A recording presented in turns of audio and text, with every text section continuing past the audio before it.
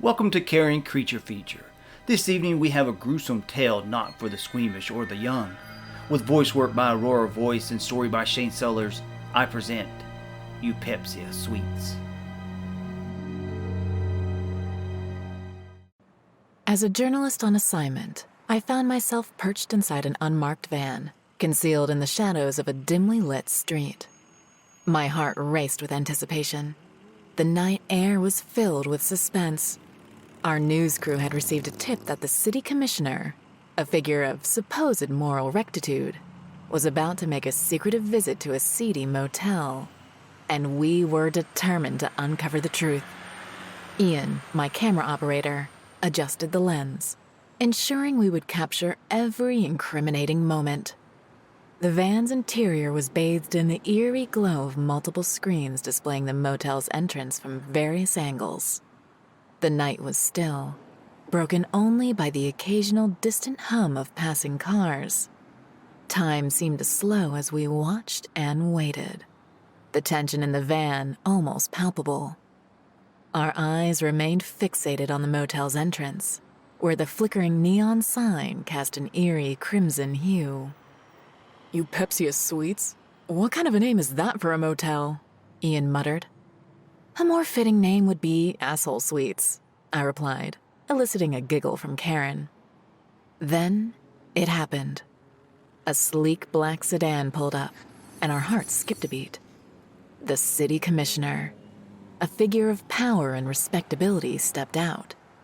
He looked around nervously, his face partially obscured by the shadowy brim of his hat, and beside him, the unmistakable presence of an escort. She was draped in a shimmering gown, a stark contrast to the motel's seedy facade. My fingers trembled as I adjusted my notepad, jotting down the time and details. Our camera silently whirred to life, capturing this damning rendezvous. The tension inside the van was electric. Our collective breaths held in unison as the city commissioner and the escort disappeared into the motel's dimly lit entrance. As we continued to observe, we knew that this night held the potential to unravel a scandal that could rock the city. Our duty as journalists was clear: to expose the truth, regardless of the consequences. Our hearts pounded as we exited the van and made our way across the dark parking lot. Ian held the camera steady as Karen fiddled with the audio equipment, ensuring we captured every damning word and sound. I took a deep breath and knocked on the door, my knuckles rapping lightly against the worn wood. Moments later, the door creaked open, revealing the dimly lit interior of the motel room. The scene that met my eyes was both shocking and perplexing. The room was empty, save for a single chair in the center and a flickering television in the corner. The lights were dim, casting eerie shadows across the peeling wallpaper. "Did we get the wrong room?" Ian whispered, his voice trembling. I looked at the adjacent room that was boarded over with plywood, and then to an empty lot. "No, this has to be it." Just as confusion began to set in, a strange guttural grunt came from what could only be the bathroom in the back. Ian focused the camera light, revealing a shimmering gown lying on the floor in a pool of viscous liquid. "Ew, that'll leave a stain," Karen quipped. We entered the room silently, the air inside hot, humid, and smelling of rancid meat. The floor made wet squishing sounds as we walked across the threshold. A closer inspection of the walls revealed the same viscous liquid that was on the escort's gown. Karen's face went pale as she brought a hand to her mouth and began to dry heave. "Shh," I hissed, making my way to the bathroom door, my right hand clasping the knob and slowly turning. I looked back at Ian, who gave a nod of confirmation, while Karen raised the boom mic over my head. With my left hand, I counted 3, 2, 1. I jerked the bathroom door open, revealing a large, fleshy orifice covered in thick mucus. Our eyes shifted down to a pink gelatinous mixture of viscera that contained the half-dissolved body of the commissioner.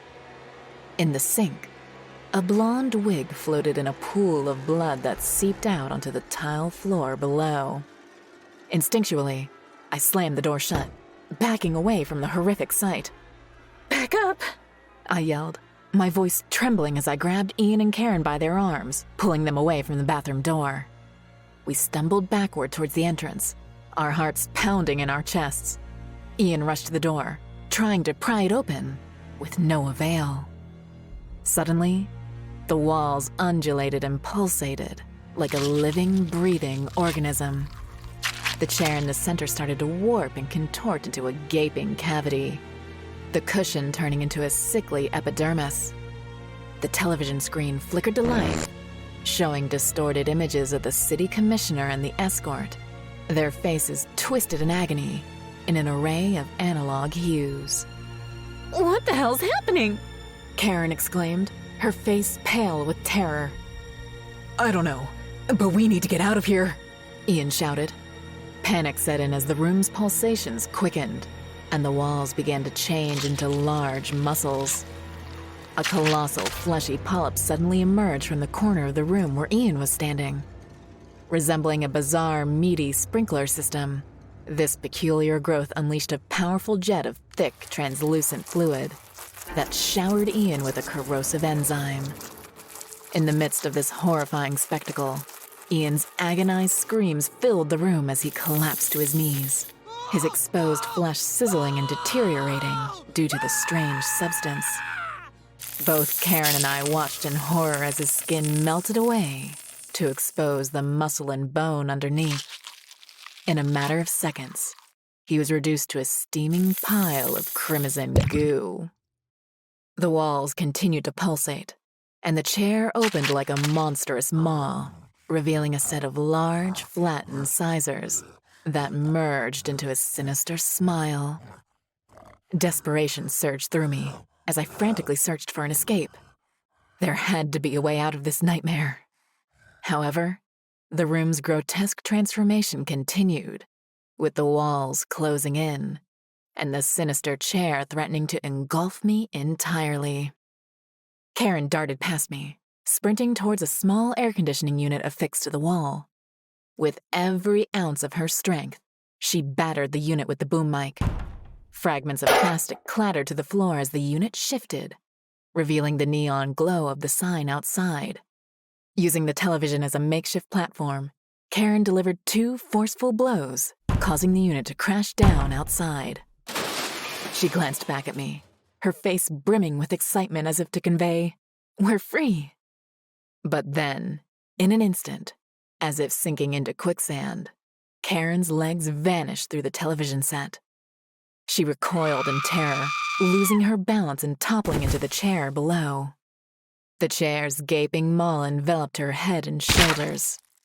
Then, in a nightmarish tableau reminiscent of the Lady and the Tramp, the television and chair commenced a grotesque feasting upon Karen's convulsing body.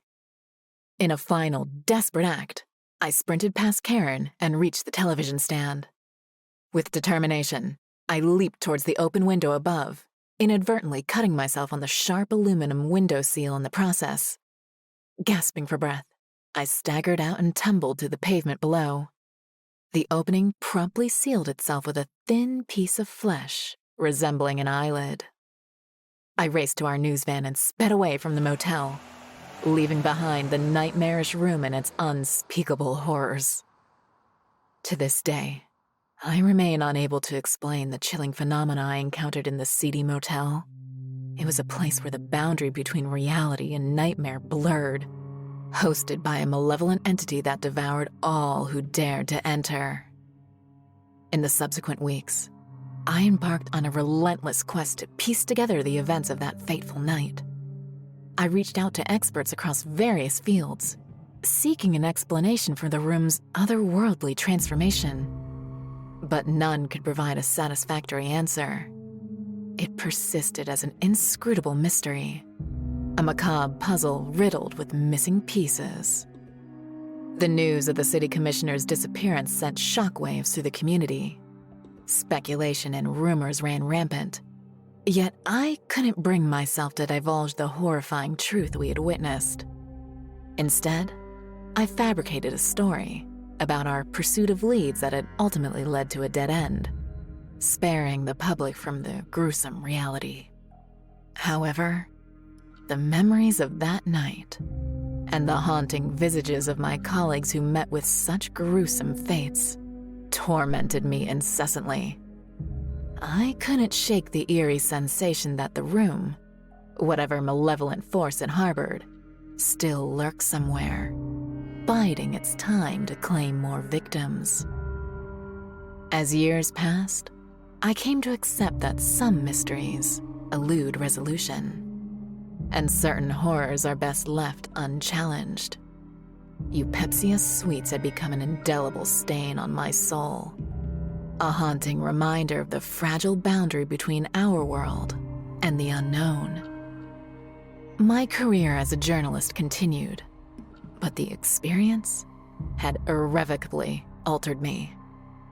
I ceased pursuing stories of corruption and shady dealings, for I had glimpsed firsthand the profound terror lurking in the shadows. Instead, I focused on mundane stories, yearning to discover solace in the ordinary. At night, I awake in terror, my sheets soaked in sweat as I recall these morbid events that plagued me. Last night was no different. The nightmares, the cold sweat, all the same. Except the sheets were sticky this time, and my skin has a deep red rash. This has been a Carrion Creature Feature production. If you enjoyed our gory story, be sure to subscribe and hit the bell for more chilling tales. Until next time, be sure to check into only top-rated suites.